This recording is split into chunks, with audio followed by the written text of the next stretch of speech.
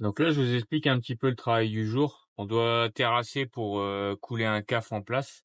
Je vous montre juste la façon de faire sur la scie-box. Donc là, on voit, il y a une ligne, il y a une polyligne. Ce serait la polyligne de CAF, on va dire. Donc il suffit on peut faire deux méthodes. Soit on la sélectionne, on va la copier.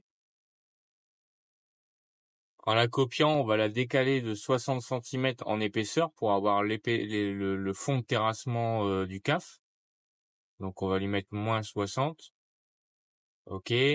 On va la mettre dans ce calque-là, polyligne 2. OK.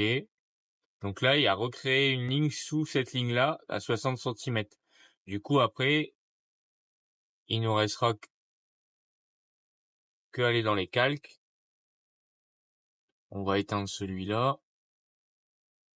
On va allumer celui-là et c'est la polyligne 2 qui nous intéresse. Du coup, on la sélectionne et on fait guider vers. Donc là, voilà. On voit le godet, on voit le positionnement du godet, on voit la polyligne qui a été sélectionnée. C'est celle-là. Et on doit descendre de 56 centimètres, enfin, là, 40 centimètres par rapport au godet. Bon, là, actuellement, j'ai les faux, donc là, la cote, elle est faussée, mais c'était pour vous expliquer un peu le principe. Et après, il y a une autre façon de faire, parce que le terrassement du CAF, il est complètement de niveau. Du coup, il suffit de sélectionner le point de référence, le point 0. Donc, on va enlever ce calque-là.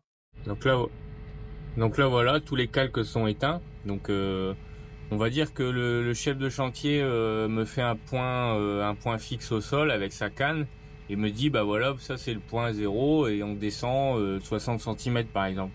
Donc ici, il suffit d'enregistrer le point. Donc on le sélectionne. On va enregistrer cette altimétrie. Donc ça c'est le point 1. On l'enregistre.